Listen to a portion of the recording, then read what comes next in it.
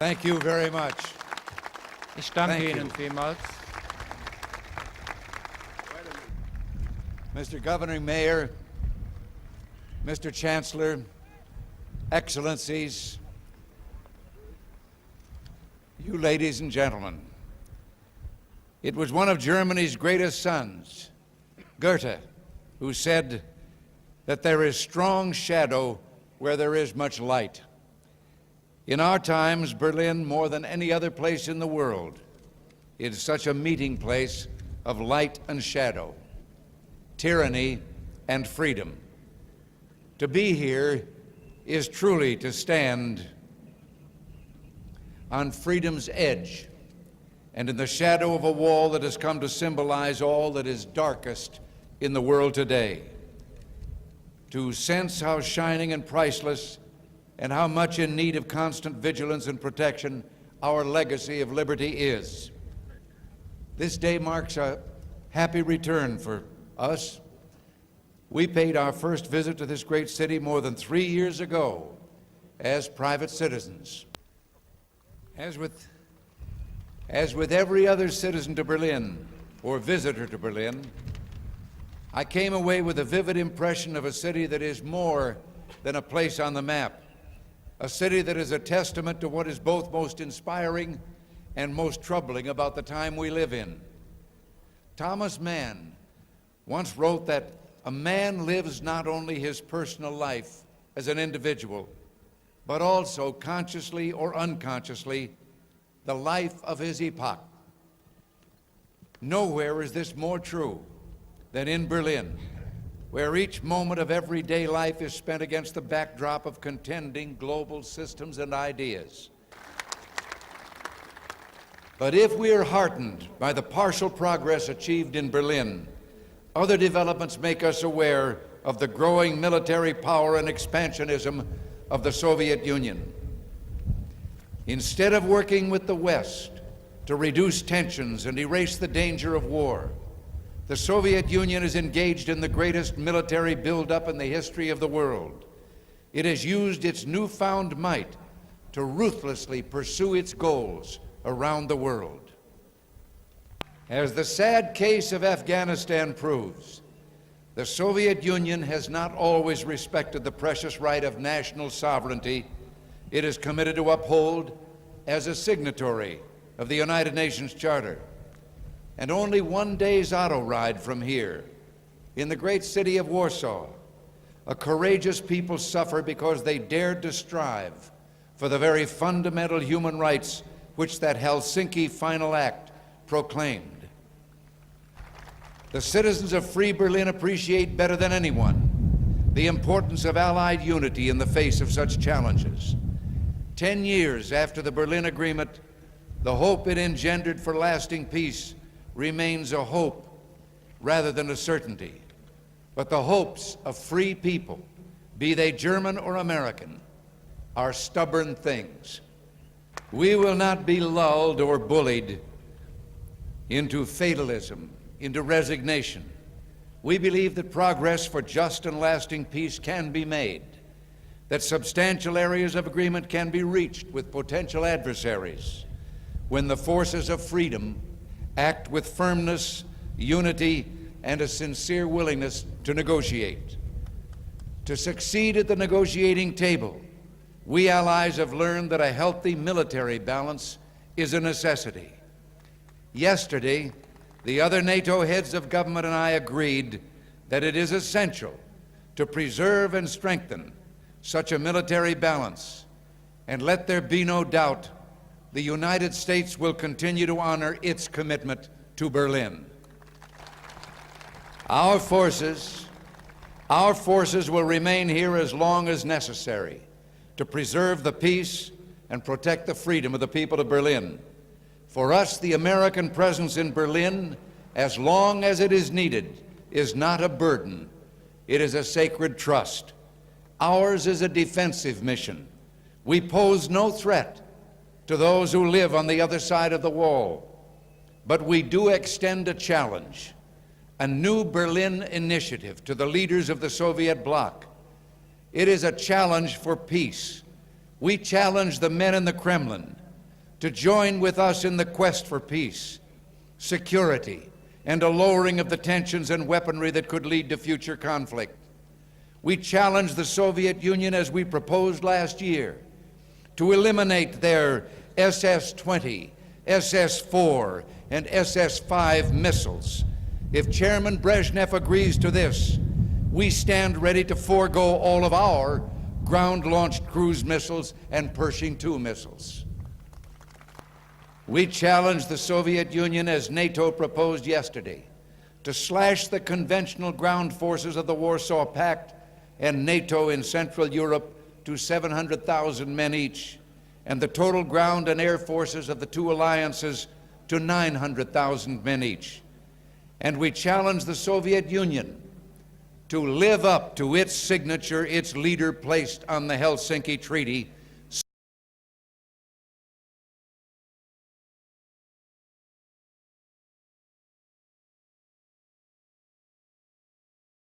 so that the basic human rights of Soviet and Eastern European people will be respected.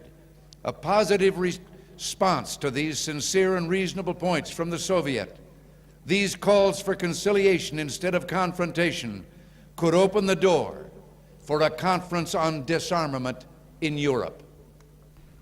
Several times in the 1950s and 60s, the world went to the brink of war over Berlin. Those confrontations did not come because of military forces or operations alone. They arose because the Soviet Union refused to allow the free flow of peoples and ideas between East and West. And they came because the Soviet authorities and their minions repressed millions of citizens in Eastern Germany who did not wish to live under a communist dictatorship. So I want to concentrate the second part of America's new Berlin Initiative on ways to reduce the human barriers, barriers as bleak and brutal as the Berlin Wall itself, which divide Europe today. If I had only one message to urge on the leaders of the Soviet bloc, it would be this: think of your own coming generations. Look with me 10 years into the future, when we will celebrate the 20th anniversary of the Berlin Agreement. What then will be the fruits of our efforts?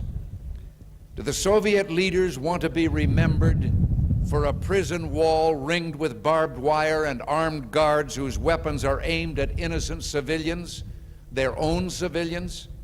Do they want to conduct themselves in a way that will earn only the contempt of free peoples and the distrust of their own citizens? Or do they want to be remembered for having taken up our offer to use Berlin as a starting point for true efforts to reduce the human and political divisions which are the ultimate cause of every war? We in the West have made our choice.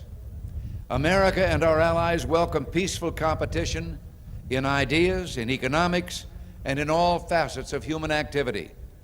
We seek no advantage, we covet no territory, and we wish to force no ideology or way of life on others. The time has come, 10 years after the Berlin Agreement, to fulfill the promise it seemed to offer at its dawn. I call on President Brezhnev to join me in a sincere effort to translate the dashed hopes of the 1970s into the reality of a safer and freer Europe in the 1980s. I am determined to assure that our civilization averts the catastrophe of a nuclear war. Stability depends primarily on the maintenance of a military balance which offers no temptation to an aggressor. And the arms control proposals which I have made are designed to enhance deterrence and achieve stability at substantially lower and equal force levels. At the same time, other measures might be negotiated between the United States and the Soviet Union to reinforce the peace and help reduce the possibility of a nuclear conflict. These include measures to enhance mutual confidence and to improve communication both in time of peace and in a crisis. Past agreements have created the hotline between Moscow and Washington. established measures to reduce the danger of nuclear accidents, and provided for notification of some missile launches. We are now studying other concrete and practical steps to help further reduce the risk of a nuclear conflict, which I intend to explore with the Soviet Union. It is time we went further to avert the risk of war through accident or misunderstanding. We shortly will approach the Soviet Union with proposals in such areas as notification of strategic exercises, of missile launches, and expanded exchange of strategic forces data. Taken together, these steps would represent a qualitative improvement in the nuclear environment. They would help reduce the chances of misinterpretation in the case of exercises and test launches, and they would reduce the secrecy and ambiguity which surround military activity. We are considering additional measures as well. We will be making these proposals in good faith to the Soviet Union. We hope that their response to this Berlin initiative, so appropriate to a city that is acutely conscious of the costs and risks of war, will be positive. A united, resolute Western alliance stands ready to defend itself if necessary.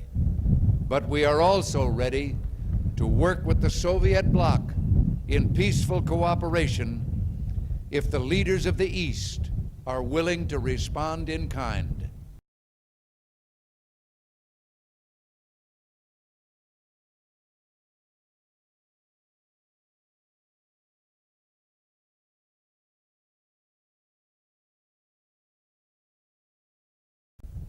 Let them remember the message of Schiller, that only he who has done his best for his own time has lived for all times.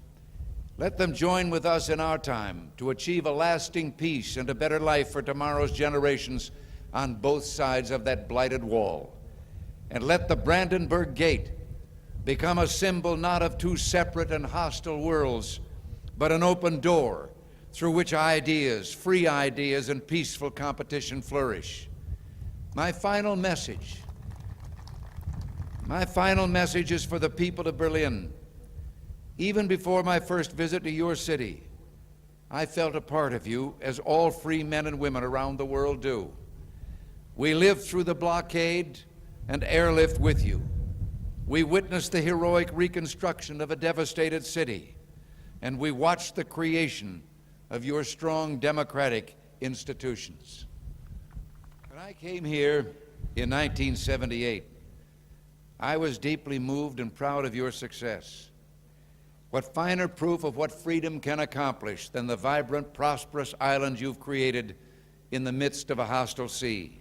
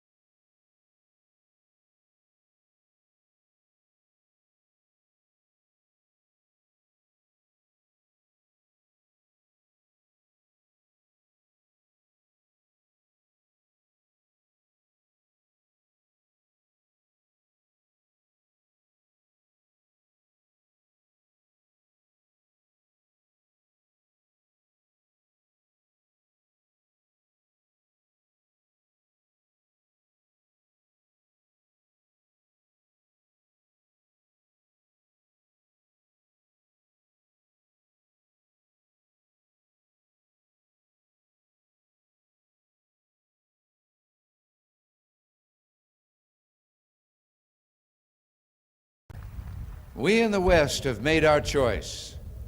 America and our allies welcome peaceful competition in ideas, in economics, and in all facets of human activity.